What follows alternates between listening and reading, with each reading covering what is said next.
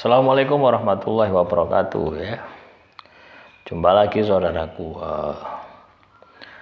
tahun Senin ya, dimanapun Anda berada, menanggapi komentar saudara kita ya.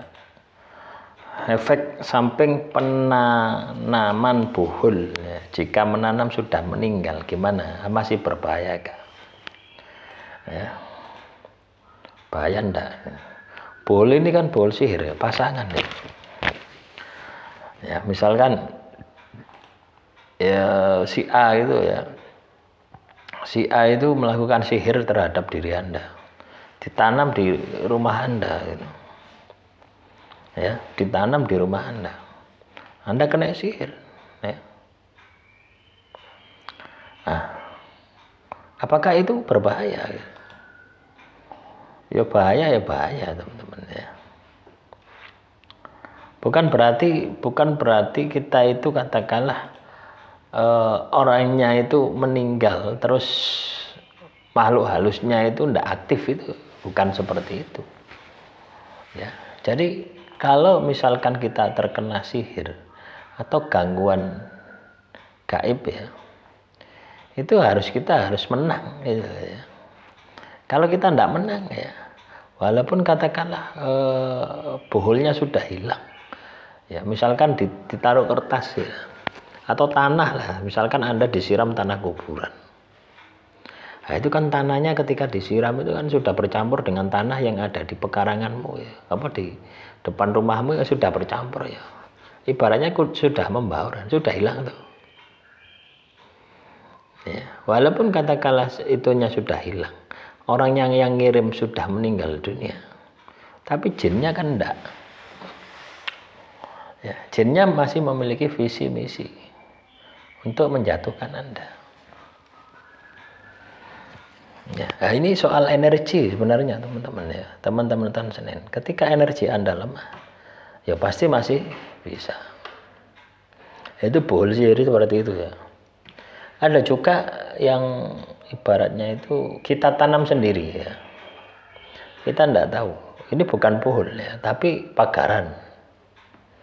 Ya, pagaran ini kan berarti kita tanam sendiri untuk magari rumah misalkan.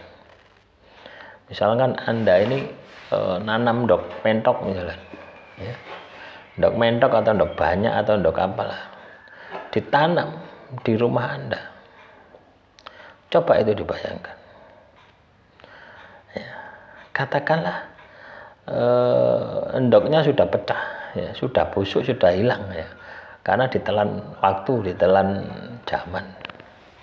Tapi energinya enggak hilang gitu. Ingat ya, jin itu ribuan tahun umurnya gitu ya. Ya, misalkan mbah Anda, buyut Anda yang nanam katakanlah sudah meninggal dunia, itu energinya masih ada.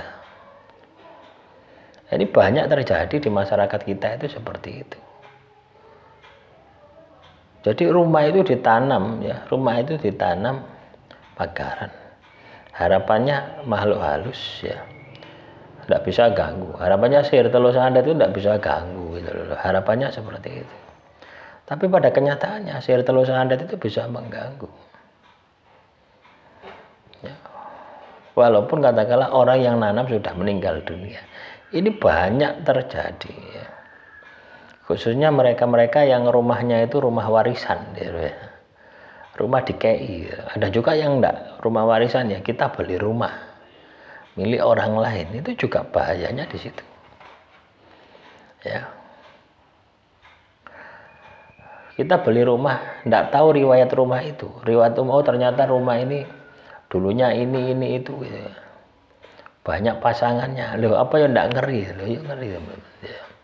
Termasuk rumah yang saya tempati ini, saya tidak tahu riwayat rumah ini. Zaman dahulu, rumahnya kayak pewenan. Ternyata apa ya? Banyak pasangannya. Ya, banyak pasangannya. Yo, akhirnya apa ya? Bersih-bersih gitu. Ya, alhamdulillah bersih. Lah, sudah bersih. Diiseni mana gitu ya. Ada yang ngisi gitu. Apakah ketika orangnya yang ngisi ini meninggal dunia, makhluk halusnya itu pergi? Tidak. Ya. Tidak pergi. Biasanya gini teman-teman ya, ketika rumah itu terkena bohol sihir ya, misalkan bohol sihir, misalkan kodamnya kalah, itu nyerangnya kepada dukunnya. Dukunnya dulu ya, dukunnya meninggal dunia. Ya, kodamnya masih terus berusaha sampai Anda bisa menundukkan. Kalau bisa Anda tundukkan, ya kodamnya pergi, makhluk halusnya tersebut pergi. Ya, biasanya seperti itu ya. Biasanya orangnya dulu ya, terus dukunnya, terakhir kodamnya. Walaupun yang dibersihkan kodamnya, efeknya ke sana gitu loh ya. Jadi yang merasakan itu orang yang ngirim. Nah, itu perjanjiannya seperti itu. Nah, itu sangat-sangat berbahaya ya. Ada juga misalkan gini,